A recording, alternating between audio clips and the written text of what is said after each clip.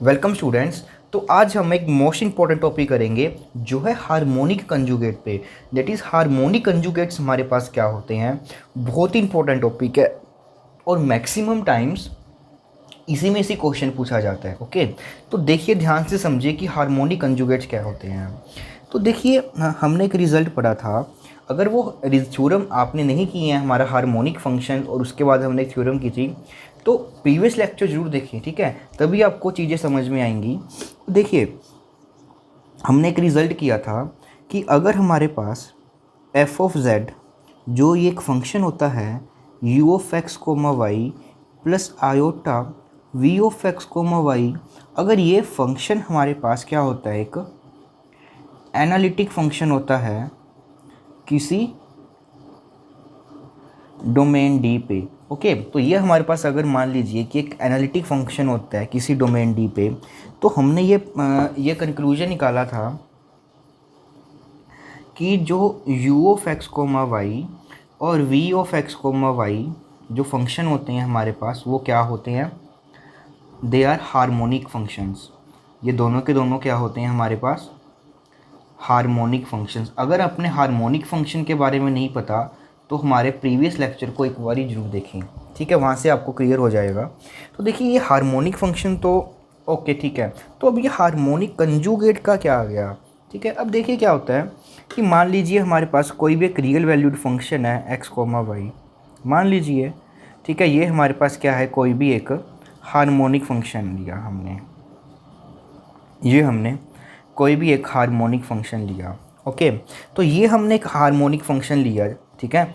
अगर ये हमारे पास एक हार्मोनिक फंक्शन है और इस हार्मोनिक फंक्शन के लिए, इस हार्मोनिक फंक्शन के लिए अगर हमारे पास एक दूसरा हार्मोनिक फंक्शन हमको मिलता है v of x comma y, ठीक है, मतलब इसके लिए अगर हम एक ऐसा harmonic function v of x comma y find कर सकें सच डैट कि जो अब ये फंक्शन बनेगा हमारे पास, मतलब कि इस वाले को हमने ऑलवेज़ अपना रियल पार्ट बनाना है और इस वाले फंक्शन को हमने हमारा इमेजिनरी पार्ट बनाना है, ठीक है।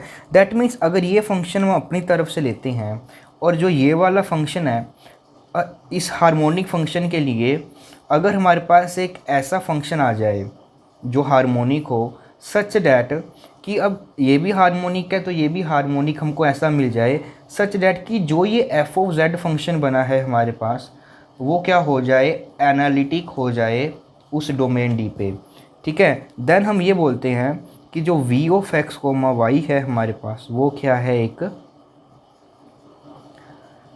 हार्मोनिक कंजुगेट है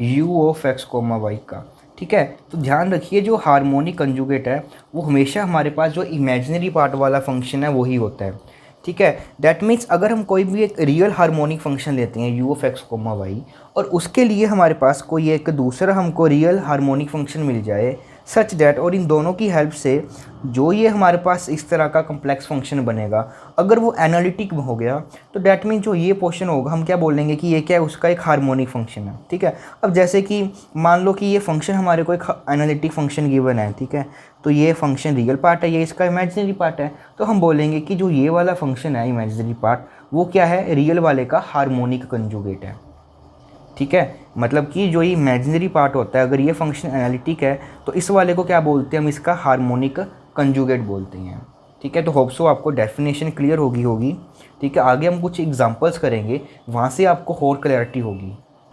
तो बेसिकली अब हमने ये बात की थी कि अगर हमारे पास u of x comma y कोई हार्मोनिक फंक्शन होता है तो अगर इस हार्मोनिक फंक्शन के लिए हमें एक ऐसा v of x comma y function मिल जाता है सच डैट कि वो u ऑफ आइटा भी हमारे पास क्या बन जाए, एक एनालिटिक फंक्शन बन जाए, तो हम बोलते हैं कि ये इसका हार्मोनिक कंजुगेट है। तो अब ये बात आती है कि अगर मैं कोई भी एक रियल वैल्यूड फंक्शन लेता हूँ, हार्मोनिक फंक्शन लेता हूँ, तो क्या हर एक हार्मोनिक फंक्शन के लिए मेरे पास उसका हार्मोनिक कंजुगेट एग्जिस्ट करेगा या नहीं करेगा, ठीक है। अगर वो करेगा तो हम उसको किस तरह से फाइंड करेंगे, ठीक है। तो अगला क्वेश्चन ये आता है, तो इसके रिगार्डिंग देखिए अगर हम कोई भी एक हार्मोनिक फंक्शन ले लेते हैं किसी भी डोमेन पे, ठीक है, तो बेसिकली हर हार्मोनिक फंक्शन के लिए हमारे पास उसका कंजुगेट एग्जिस्ट नहीं करता। बट अगर हम एक हार्मोनिक फंक्शन लेते हैं किसी डोमेन पे, ठीक है, डी डोमेन पे लेते हैं, तो ऑलवेज उसका हार्मोनिक कंजुगेट एग्जिस्ट करता है। तो यही हमारे पास अगली थ्योरम है। थ्योरम में क्या है हमारे पास कि अगर u of x comma y हमारे पास क्या है, एक रियल हार्मोनिक फंक्शन है, ठीक है, ऑन डोमेन डी, ये इंपॉर्टेंट है, वो डोमेन पे ही होना चाहिए। अगर यहाँ पे हम डोमेन नहीं लेंगे तो हो सकता है ये हार्मोनिक होने के बाद भी उसका हमारे को हार्मोनिक कंजुगेट ना मिले, ठीक है। डोमेन लेते हैं, then there exist always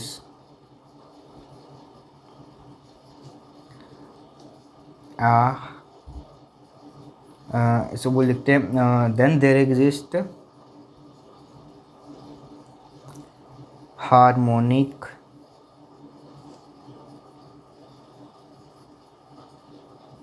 conjugate of u of x comma y, means इसका हार्मोनिक कंजुगेट है वो ऑलवेज एग्जिस्ट करेगा।